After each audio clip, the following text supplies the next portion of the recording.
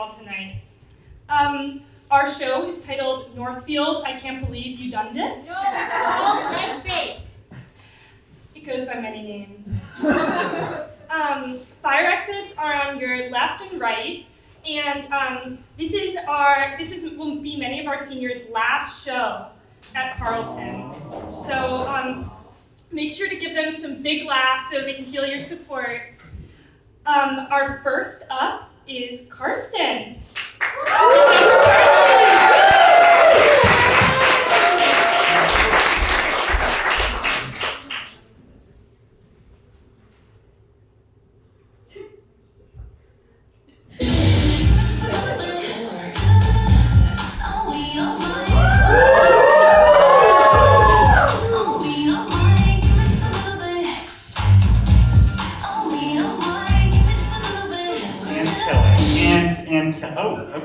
Hi everybody. Super emotional to be doing my last show as a senior. This one is really going to come from my heart. I'm going to talk about my time here, all my amazing memories. I'm a junior, so. Okay, you know what I love? I love weird little dogs. You know those like teeny tiny rat dogs that old white women own? Oh, wait. That's free. I think I relate to these dogs because I too am trembly, malnourished, and don't like to meet new people. I kind of want to be reborn as an old person's dog because they live the ideal lifestyle. Like, your entire diet is just hot dogs that are still wet from the can. You literally never have to walk anywhere, you just get carted around, like a Carleton alumni on a campus visit. To me, so free. You know what I don't love? Babies. Everyone around me wants to have babies, which is like a perfectly rational decision that I absolutely appall. Over the years, I've developed a me-first mentality that having a child would really get in the way of. And raising a baby is a totally one-sided relationship, and I'm actually trying to cut those out of my life right now.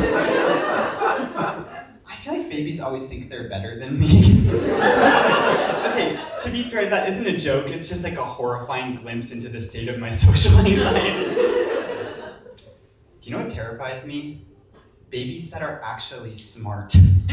As a Carl, I'm deeply threatened by other people's success. But like babies, it's a whole nother level.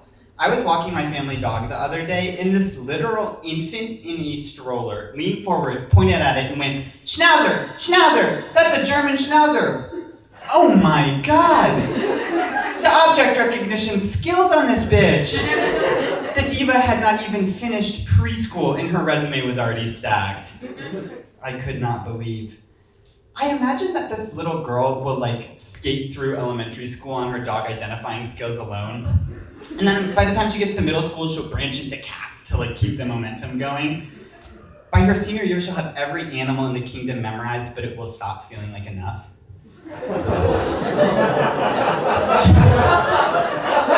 She'll get to college and realize that not only did the other kids know more about animals, but they also have other talents like painting and dancing and being rich. And then she'll turn to drugs or become a dance major. I don't actually know how this story ends because I do not relate to this girl. Kind of the smartest person I know. Oh, you know what? Okay, here we go. You know what I really don't like? I don't like when old people and babies are in a room together. It's kind of like a temporal nightmare. I'm simultaneously looking at a past I can't return to and a future I'd give anything to escape. I'm kind of scared of aging because things are already pretty bad right now. But at least I can climb stairs, and I don't think Joe Biden is, quote, a real looker. My mother said that to me the other day, and I literally spit out my triple berry breezer bubbler. Okay, cat's out of the bag. I'm a bubbler brand ambassador. I mean, I love their product, but I'm not about to pay for it. I like bubblers, but for $2 I have to love them, you know what I mean? As a bubbler brand ambassador, a bubblerista, as they call us, I'm sort of taking the next steps in my goal of becoming a micro-influencer. I want to gain like 1 million ferociously loyal followers, release a single, and then sort of ride that wave all the way to my inevitable racism, scandal, and career collapse. Okay, speaking of singles, I don't know if you guys heard, but Harry Styles dropped his new album today. Any Harry Styles fans? Guys, you are silencing anti-label voices. Harry and I are actually quite close.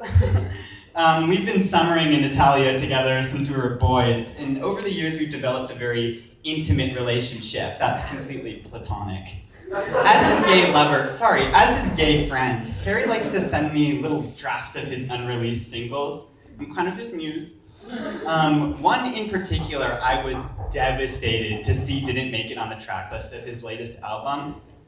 So I figured as a treat for you all, I would actually perform Harry Styles' unreleased single from his new album. Is that okay with everybody? So this single is titled Gagging for You. Hold on just a minute.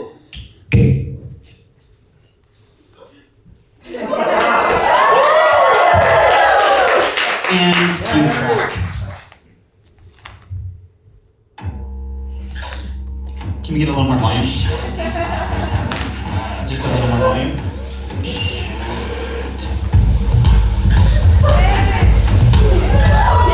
Bad mode activated. I just want you in my system, crave you like a K addiction. Found the cure, you're my prescription. Like it like this, fuck religion. Will I am that boom boom pow. So be up like a sham wow. Let's make like Sims and woohoo now. Cause if it's lit, I'm fucking down. Fucking down. Hey gay, I'm gagging for you. I think that you're gagging for me too. Hey gay, I'm gagging for you. I think that you're gagging for me too. Hey gay, I'm gagging for you. I think that you're gagging for me. Breath control. Hey gay, I'm gagging for you. Gagging for you.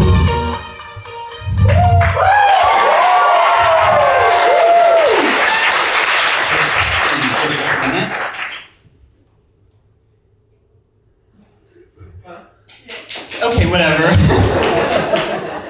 So I love that song, but it's a little bit overproduced, in my opinion. That's not a criticism, it's just like a personal preference. So I thought it would be fun if, to really honor Harry's songwriting, I did a stripped back acoustic cover for you all tonight. I just don't want some of the queer themes to like go over your head, you know what I mean? So without further ado, here's Gagging for You, parentheses, fruity tonight.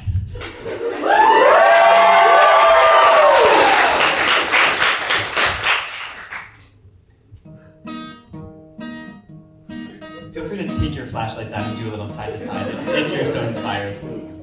I just want you in my system, crave you like a K addiction. Found the cure, you're my prescription. Like it like this, fuck religion. Will I am that boom boom pow. Soak me up, I'm your sham wow. Let's make like Sims and woo-hoo now. Cause if it's lit, I'm fucking down. Hey gay, I'm gagging for you. And I think that you're gagging for me too. Hey queer, come over here. Put that pussy on my pussy. Put that dick in rear. And let's get fruity tonight. Let's get fruity tonight. Let's get fruity forever. I'm front page Teen Bop magazine. A sexy, straighter, gay James teen. My junk is bigger than it seems. That's why they call me Rearview Peen. I used to fuck in one direction. Now I just crave real connections. Vegemite say erections. Please don't hypersexualize me. Oh, I want the clouds. I want your dough. Please pride parade. Chase, bake, float only. Boys go line up just to blow me, but all their love just leaves me lonely. Hey gay, I'm gagging for you, and I think that you're gagging for me too. Hey queer, come over here. Put that pussy on my pussy, put that dick in gear, and let's get fruity tonight. Let's get fruity tonight. Let's get fruity forever. Emotional verse. Shout out to the queer trailblazers who fought to give us marriage papers. Marsha Johnson and what's her face? Stonewall Jackson and RuPaul Drag Race. Manuel Miranda and Hillary Clinton. I'm with her. And of course my best mate Louie, who I don't date because he's not a girl. All these icons help to shape the future of the human race. So raise your bubblers and drink with pride. Tonight's the night we come alive. Hey gay, I'm gagging for you, and I think that you're gagging for me too. Hey queer, come over here. Put that pussy on my pussy, put that dick in here, and let's get fruity tonight. Let's get fruity tonight. Let's get fruity forever. Everybody, let's get fruity tonight. I know you know the words. Let's get fruity tonight. If you don't know the words, I'll take it personally. Let's get fruity forever. Forever. What the fuck? Thank you all so much.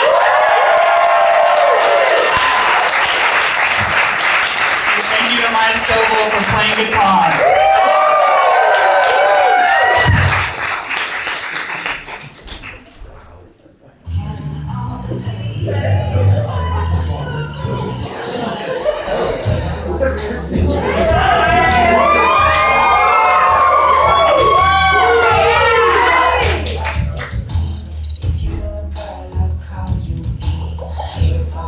Hey guys, how we doing?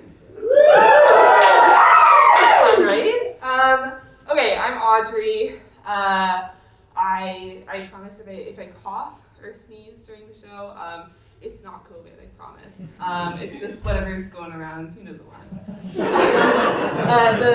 The porch plague, or the Dixon disease, or the Anderson ailment, or the Gould ghoul, or chlamydia. No, but I love the excuses that people give when they're sick, but they don't want people to think it's COVID. It's very much like, guys, like, don't worry at all. I got tested today. It came back inconclusive, but the Carleton's COVID-19 core team actually defines that as a negative. And you only have to emotionally isolate for 10 days. So yeah, I'm fine. Every other person you see is like, oh yeah, like, I've been hacking so much, but it's not COVID, I promise. It's actually something my roommate's roommate gave me, I think. It's something like, it's like a variant of the flu, but it just sounds really bad. They called it airborne gonorrhea. I don't know. But it's not COVID, I promise. I don't think I'm the smartest person here. Like I feel like you're smarter than me. I mean I don't know, but I bet. My mom didn't think that I was smart when I was a kid. Like, she really thought that I was cheating in elementary school to get whatever grades the elementary school gives out. But she would always say, this is real. She would always say like, oh Audrey, at least she's cute. Oh, Audrey, at least she's cute. And then in middle school and high school, she would say, oh, Audrey, at least she's nice. But I know there's, a couple of things that I'm smarter than. So that's really great. I'm smarter than Matt from my ENS class. I think that one's a given. I'm smarter than the popcorn button. That one's not easy too. And I'm smarter than the people who think that like they can trust the popcorn popcorn button. Because you obviously can't, that one's a fact, if you've known that for so long, you can't trust the popcorn button. And oh, I'm smarter than the blue squiggly line, the grammar check one. I hate that blue squiggly line so much. I write like 2 ands in a row, and it's like, oh, you wrote 2 ands in a row. It's like, okay, thanks. I'm smarter than that thing, okay? There's nothing that I know, there's nothing that the blue squiggly grammar check line knows that I don't. And it wasn't, okay, I just my roommates and I have a cry counter. It's in our bathroom, it's on our mirror. And it records days since last cry. So it doesn't tally anything up, and we only keep track for a week. So if your cry counter is at 1, then you cried 1 day ago. So you cried yesterday. And if your cry counter is at 7+, then you're emotionally unavailable. My cry counter is currently at 2. Really strong 2, yeah. So I cried on Wednesday. So what happened was my roommate was watching Bridgerton, and I was listening to Bridgerton from across the room. And the guy was like, oh, I cannot be your husband.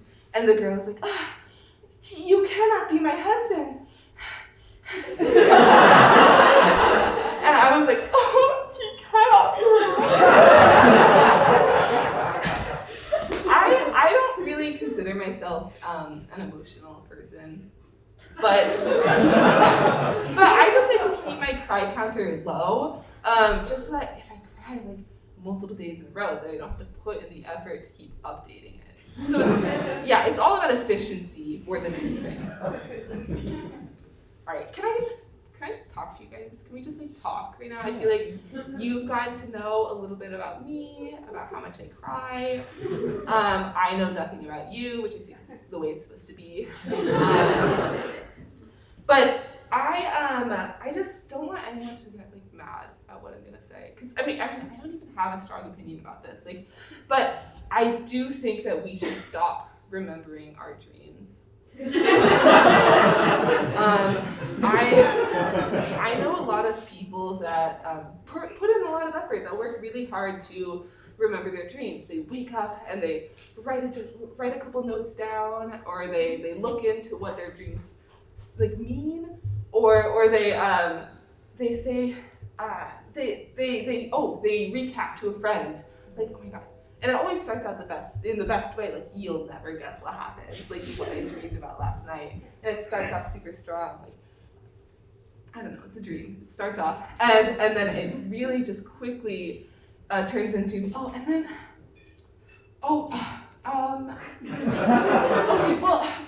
forget what happens, but, and it's like, just make it up, you know? I don't know what happened, you don't know what happened, no one was there. It's a dream. Like, let's keep this story going, you know? So I think it's, first of all, really, really great to put effort into your hobbies and to really work for what you want. You know, that's what life is about. That's what life should be. But I do think that it's kind of time to put effort into stop like remembering what we dream about. I've actually been working on it for a little while now, and I gotta say it's not as easy as we think. They sometimes, I'm sorry to say, I've experienced a couple of dreams recently. Yeah, so it's not as easy as we thought. But the dreams have, I think, no business being a part of my life. I'm thinking about things that are going on in my life, that will go on in my life, that have gone on in my life. And dreams come in and they say, oh, hey, Audrey, do you remember Matt from class? He's here and he's climbing up a ladder. Oh, it's a dream. Like, okay, let's just stop that because I never took a creative writing class. My brain doesn't know the steps of the hero's journey. Matt will never evolve as a hero. It's just gonna be this weird, unfinished story on Wattpad or something. I don't think we need that in our lives. It's getting to the end of term. My water bottle is dirty.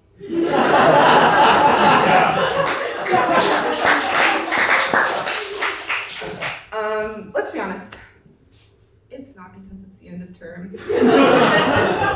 At any point in time, my water bottle would be at the same level of not great as it's at right now. But I'm not gonna try and argue that it's clean. We know. Because we're listening, we're here, we're being honest with each other. It's not.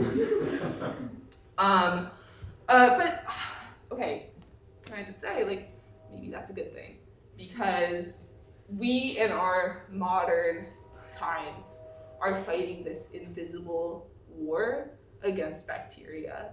And the more that we fight and the more that we kill them, the stronger they become.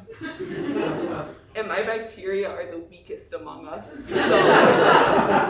So you're welcome. A little bit ago, I think my freshman year, one of my friends asked,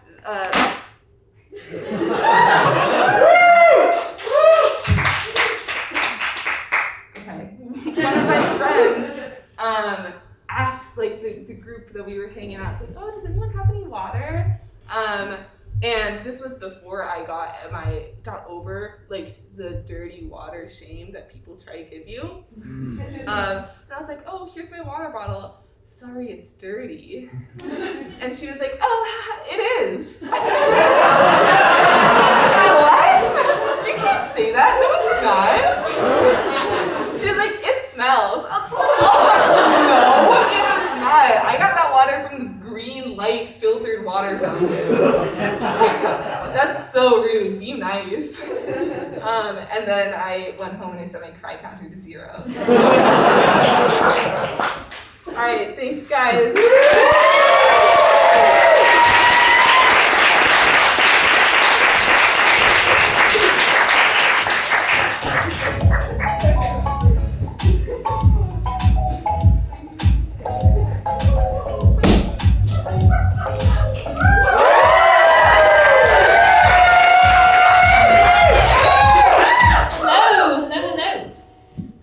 I am not even going to ask how everybody is doing tonight because I have learned that is a huge faux pas 8th week of spring term.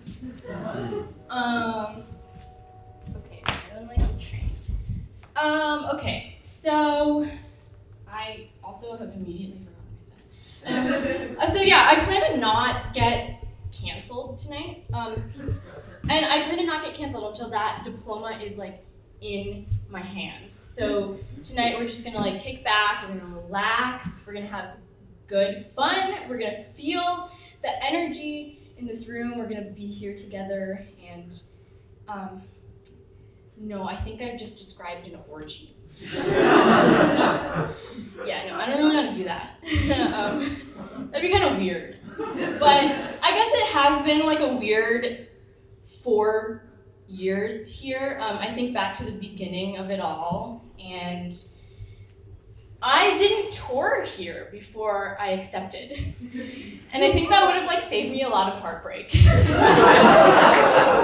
Just done that. So yeah, I don't know, like the first week I was here, I didn't know the names of any of the buildings. So it was like Layton and Laird, Scoville and Sales, it was all the same to me.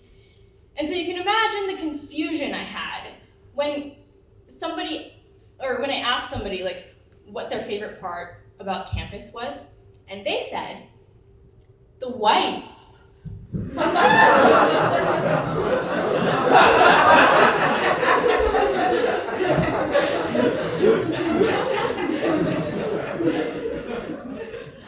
Yeah, that was...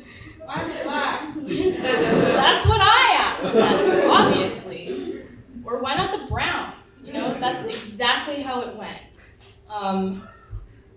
didn't. I made it up. I made it up. I was lying. That's what stand-up is it's lying. And I've been lying for the past 4 years, and now it's time for me to graduate. Thank you. Yeah, I'm graduating with not one, but 2 degrees. One in political science, and the other one in cinema and media studies. Well, thank you. So everybody's been asking me, like, okay, Mimi, what's your next move? Obviously nothing, right? Right, like, I don't need to be a STEM major to understand that I'm in a 0 times 2 equals 0 situation.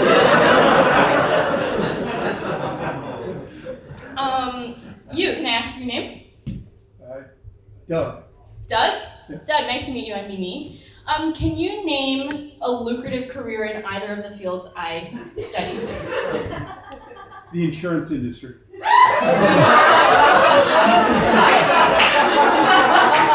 Yeah, we're hiring. No, I don't think I need to go to college for that.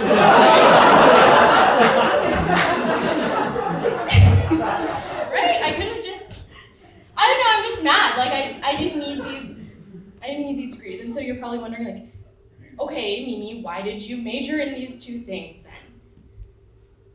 I don't know. I could blame it on my dad. I could say that maybe he watched too much CNN when I was a child.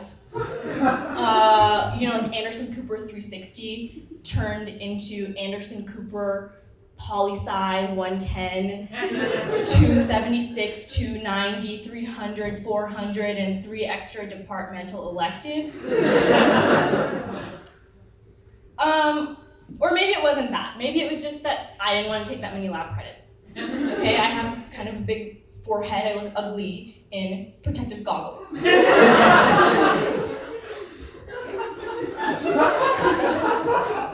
to that. And so now I have these 2 back pocket degrees in poli-sci and cams. And that means that for the past 4 years, I have been learning mostly about bombs. Bombs. Yep, bombs. I think the biggest crossover between politics and film is bombs, because bombs look kind of cool on screen, and a guy as powerful and as media sensational as Obama liked him so much that he was named after him. I can say that, okay? I'm a scientist in this field. So according to Carleton College, I know a lot about bombs. Also, according to the TSA, I know a lot about bombs.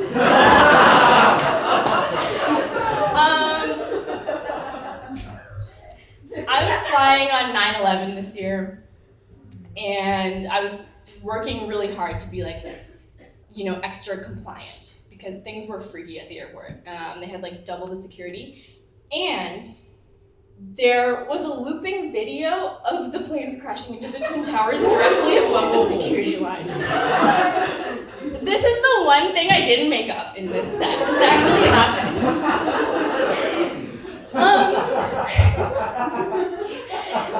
And so I was watching that video, and I was like, wow, okay, I was gonna hijack the plane today.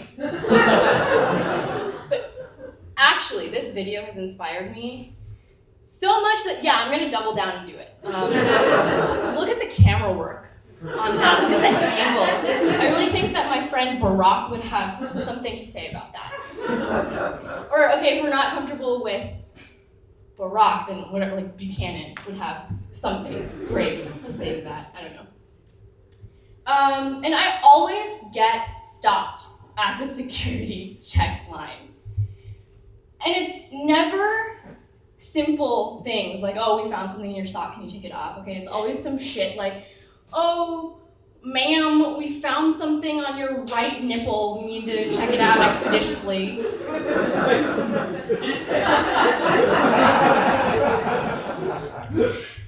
And so, okay, because it was 9/11 and because I was extra nervous and I was a little touch-starved, I panicked and I said, I would love that.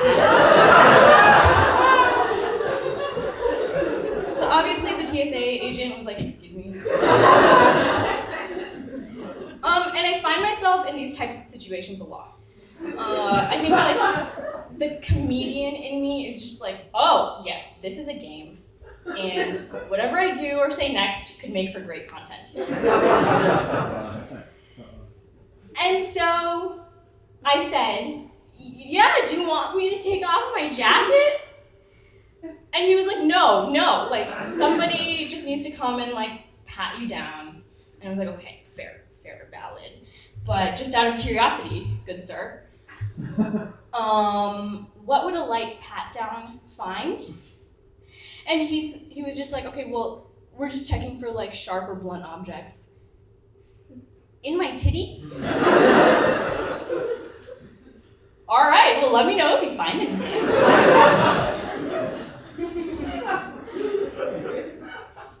I mean, they didn't, obviously. But interestingly enough, there was a pocket knife in my purse that they just let slide, right? Because TSA and, its formalities are fake. And so that whole thing was a wash, but I did commit something that day, okay? I committed to the 9/11 nipple bit, and for that, I am proud.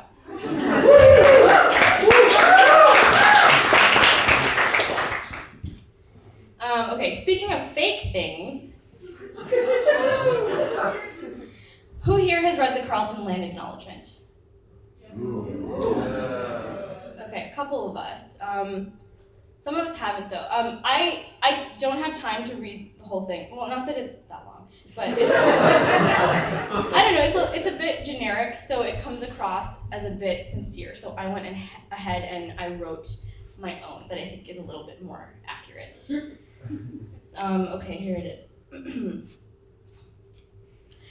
We acknowledge that Carleton College is located on recycled land, or even better, compostable land.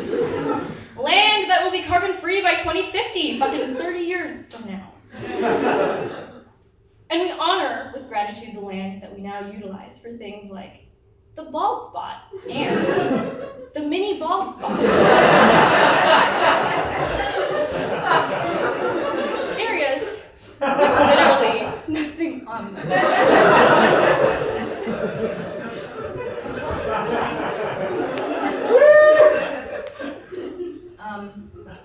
Speaking of,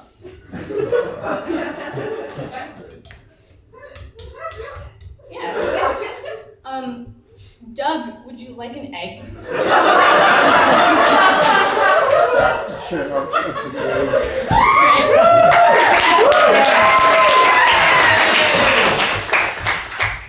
I did not write a transition after that.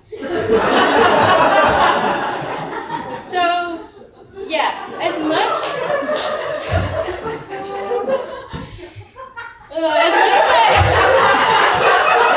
that's Carsten, everybody. I love you, me. Thank you. I love you too. I don't know who said that. I can't see past the front row. All right. As much as I like to shit on Carleton, I realize that I have become the crawl that I make fun of. Like, I have my Frisbee from freshman year hanging up on my wall, and I never thought I'd do that and like think it's cute, Or I have been like vehemently against dating people who go here. Because like, what if shit hits the fan, and now you are my server at the Nourish station in Burton. And you give me less lasagna and less Ferndale Market turkey, whatever, than the person in front of me because you have a vendetta against me, okay? No, like you have to change your sign because I'm not feeling nourished, not in this relationship, and not in my tummy. But I've gotten over that. I've learned and I've grown these 4 years, and I've sort of let go of that fear of shit hitting the fan, and now I am in a relationship, a committed relationship with another Carl. Yeah, thank you. I gotta tell you, it's like, all right.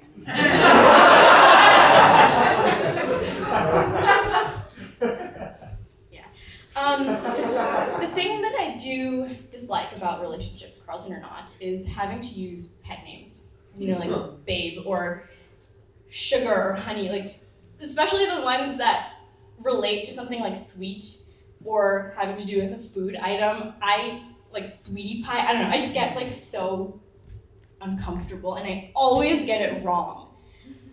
Okay, I'll be like, I just wanted to let you know that I really appreciate you, Slurpee.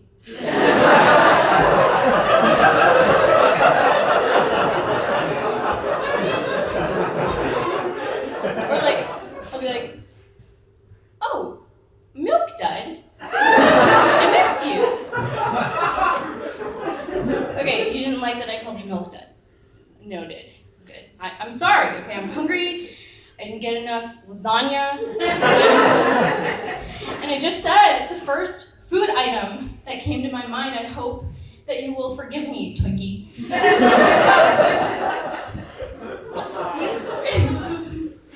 I didn't know you were going to be in the audience today.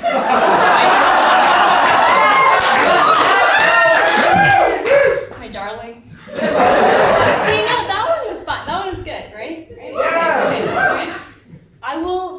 I will make it up to you, my dear. Crunch wraps. Damn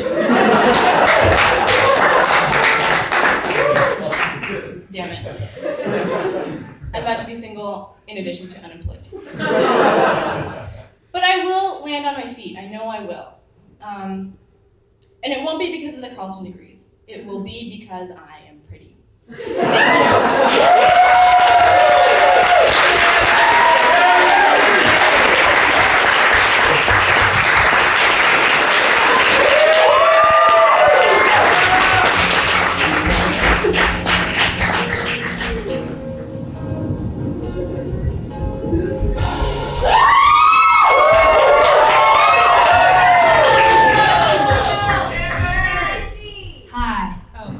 Cut it off before the weather girl said hi, but it works if you listen to the song. Anyway. All right, my name is Isabel Anderson, and I'm a senior here at Carleton College. You'll have to forgive me tonight. I'm doing 2 comedy shows, which makes me unprepared and an asshole, so I will be relying a little bit on the script. All right, this is my last stand-up show before I turn into an anxious puff of smoke and never live again.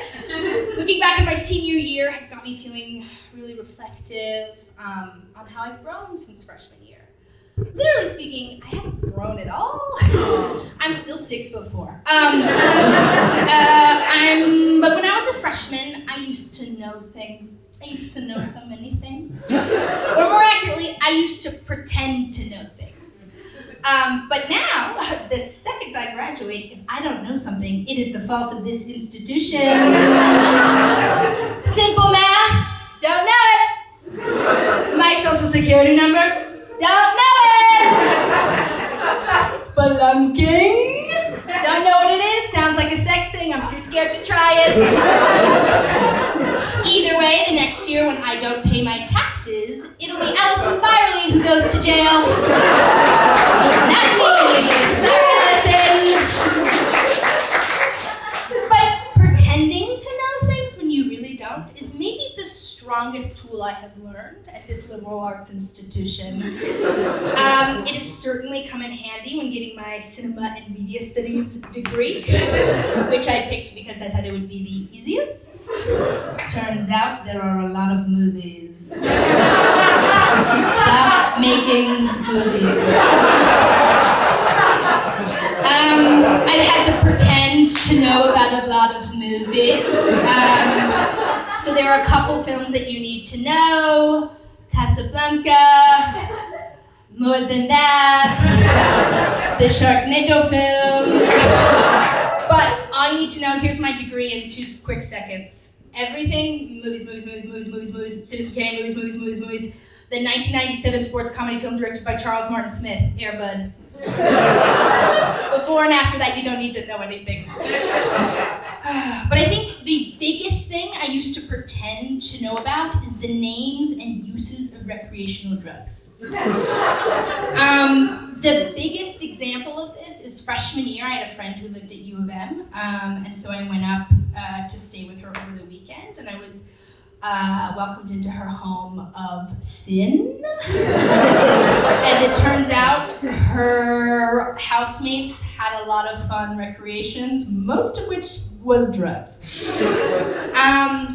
And I don't think these guys wanted to really, or had extra cash, which I understand, to spend on drugs, and they also didn't really want to leave the house to get the drugs. So this is what they would do. And I'll give you this step-by-step recipe. So I'll give you a second to take out a pen and pencil if you want to write this down. Okay. Find a jar. Yeah. Open the jar. You don't need to clean it. Here comes the gross part. Poop in the jar. I'm gonna say that again. Poop in the jar. Saran wrap the top of the jar. Put it away for a couple weeks.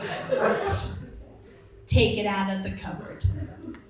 Peel off the saran wrap and take a big whiff. That is the recipe. So, I thought that was a joke. This is very much not a joke. My friend from high school explained this to me while I was looking at the jar. So this is in no way a joke. My life flashed before my eyes. Suddenly, I felt like the biggest loser on the planet. I was shocked to know that people were doing this. All my life, I was like, oh my God, I'm such an idiot. What am I doing not smelling poop fumes? Oh my God, I'm such a loser. And so I pretended to know exactly what that was. Oh yeah, poop jar, yeah, poop jar, poop jar, poop jar, yeah, rip one of those on the way up here, yeah, how long do you, 2 weeks, 3 weeks? Yeah, I do 4 or 5, let it marinate. Yeah, you wanna go to the mall? Yeah, I'll get in the car with you. I don't do that anymore. So I was very scared of that, right? Poop in a jar, very scary, very gross. There's another thing that I'm also very scared of. I'm scared of never finding love. I'm scared of never finding the perfect set of jeans. I'm scared of feeling professionally unfulfilled my whole life, accidentally running a red light and killing dozens of people. But the biggest thing I'm afraid of is tape measures.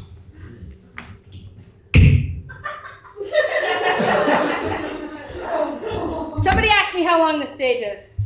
How long stage? I have a tape measure. Okay, this is incredibly important information to know. Okay, how long is the stage? The tape measure's not long enough. It is 11 feet. Now ready?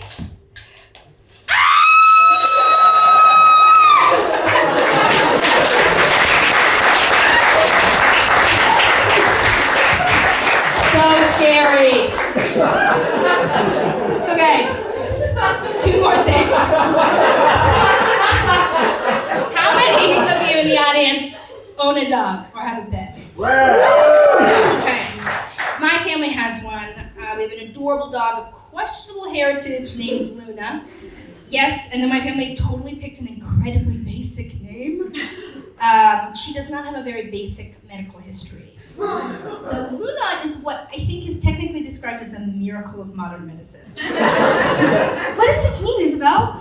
Well, Luna has dog epilepsy. Yeah, it gets worse. But not just any kind of dog epilepsy. She is on the strongest possible drugs for her weight class, which is 9 pounds. This means she's taking the highest dosage of medication physically possible for her size. There is no further level. She's breaking the glass ceiling. She is a feminist dog. But I'm worried that you guys aren't conceptualizing this correctly. Rain or shine, Luna has to take not 1, not 2, not 3, not 4, not 5, but 6 pills every 12 hours. My family is very Catholic, right? My family is very Catholic, and there's a bit of a saying in my family that God shines through Luna, which is very true. She's a blessing in our family. We love to have her. I think God shines through Luna because he's trying to take her home. I think my family sees God in our dog is because because every day he tries to yank her from the plane of existence, and every day my aunt yanks back. That dog will live to see another dog. My aunt will FaceTime me, and she'll arbitrarily decide whether or not Luna is doing good or bad. She'll go, Luna, come say hello to Isabel. I don't know why she does this. Luna doesn't recognize me when I'm physically there. I don't know how the phone, it doesn't really translate. Anyways, she goes, say hello to Luna. Good day or bad day. She'll go, Luna's doing not so good. Luna's doing not so good. Luna is never doing good. She flips the phone over. I call the next day. Oh my God, Luna is so much better. She's turned the corner. She flips the phone to Luna. Luna is proof that medicine is a sin. All right. Now, I have one last story. My father believed in his kids a lot when we were growing up. He believed that they could do anything they set their mind to, and more importantly, he believed they could do anything he set his mind to, which is how I wound up being in the high school debate team when I was in middle school. So it was the first day of practice, and we're having a snack break, and I'm very nervous, very, very nervous. I decide that I need to establish my dominance. And I need to show these guys that I am cool and fun and sexy. But I don't know what to say. Now, let's back up a couple days earlier to dinner in the Anderson household. Big family, we eat every night together at 6 p.m., mandatory attendance. So a couple days before practice, we're sitting down, and my mother is obviously there because she lives there. And she starts, my mother's not a dramatic woman, but she's a powerful woman. So keep that in mind. She starts to fan herself. We're eating our mashed potatoes. She moves her hair. Her collarbones are glistening. The huffing gets a little louder. Finally, my very patient father goes, hey Maria, what's going on? I'm just a little hot. Peter, can you open the window? My father, goes. He opens the window. My mother, huffing and puffing. God, just these goddamn heat flashes. A few minutes later, she rubs her chest, and we hear about the horrible heartburn, and we feel how she's on fire all the way up and down. She has the room eating out of her hands. Medical stuff is super cool. Super cool and super interesting. I filed that away for later. So now, let's fast forward a couple days. I am sitting in debate practice. I am 12 years old. I am an idiot. I know what to do. I see my opening. Everyone has lulled to a quiet. I begin to fan myself. Gosh, Mr. DeMarco, is it okay if I open the window? I open the window. I'm not powerful enough to get someone else to open my window. I know my limits. But now that I've opened the window, the table is kind of looking at me. I go, gosh, it's just so hot. My throat's so dry, and I just my color in my cheeks. Oh gosh, just this rash on my chest.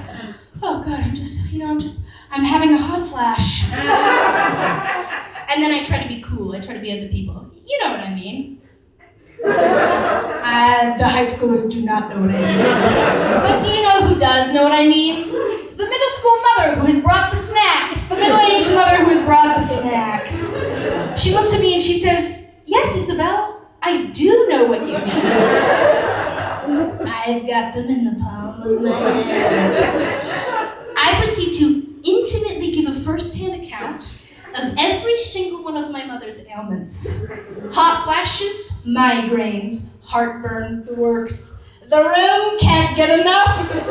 It's fascinating. I've done it. I'm seen cool and commanding to the Stevens High School debate team. And Sheila's mom. So now I'll leave you with a tip from a college senior. the next time you feel awkward and you don't know what to do, tell them about your menopausal journey. It works every time. Thank you!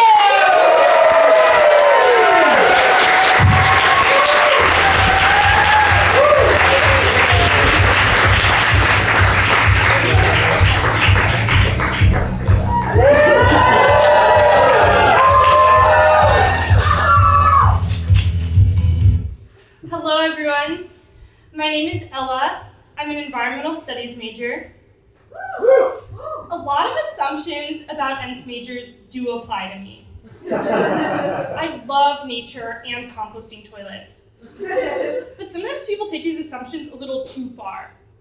Recently, an acquaintance gave me a small tub of clay, gray-colored deodorant, thinking I would want it. It was already partially used. The way this deodorant works is you have to smear it into your armpit using one of your knuckles. I may be an ENS major, but I was not about to do that. I don't like the packaging, I don't like the texture, and I don't use any deodorant. It was not a good interaction. But one place I can reliably go to have good interactions is the airplane. I love talking to people on airplanes. I understand that not everybody wants to engage with others 10,000 feet up, so I try to gauge the person I'm sitting next to before jumping into a convo. I'll start with a comment that's pretty chilly, like, "I love your hair. Is blank city your hometown?" If they're receptive to this, I know they're ready or open to engaging in discourse. If not, I just press the help button next to the fasten seatbelt sign to ask for a new seat. Why pay for an expensive plane ticket just to sit next to some dud? I also like sitting in the middle seat. I like being able to stretch my head out to look out the window while also enjoying conversation from both sides, like a three-way. It's also nice when the person sitting next to you lets you lean your head on their shoulder while you braid their hair. Despite going to the airport very frequently, every time I go there, I manage to give airport security the impression that it's my first time ever going on a plane. The last time I was in the airport security told me to take everything out of my pockets. I made eye contact with him, and I reached deep into my pocket and dug around for a minute, and then slowly pulled out a small pebble. He told me to put it in the bin. I'm great at airports. On a different note, I think every type of sex has an analogous board game. There's a reason they call it Connect Foreplay. Monopoly is to missionary what Jenga is to precarious standing sex. Bop it is for when things are getting really intense. Bop it. Are you sure? Yeah. Pull it. Twist it. Take a moment to struggle to put on that condom. Explain why you went to conservative high school. Smash it! Guess who is for those who are really into hookup culture. Who is it they're even with this time? Curly hair with glasses? There's only a limited set of options, but you never know who it's gonna be. And then for those in board game club, there's always solitaire.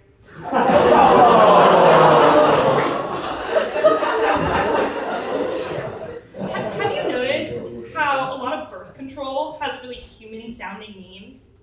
If you go to get an IUD, you have to choose between Liletta, Mirena, and Skyla. Emergency contraception is literally called Ella. This means if you have a stack or a pile of emergency contraception, it's an Ella stack.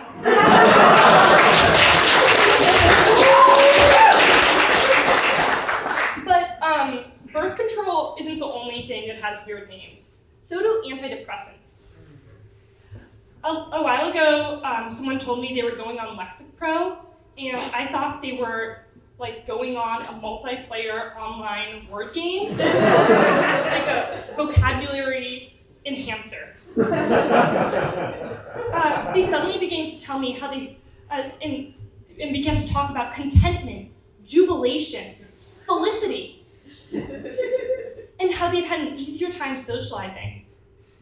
I thought this just did credit to the transformative power of words.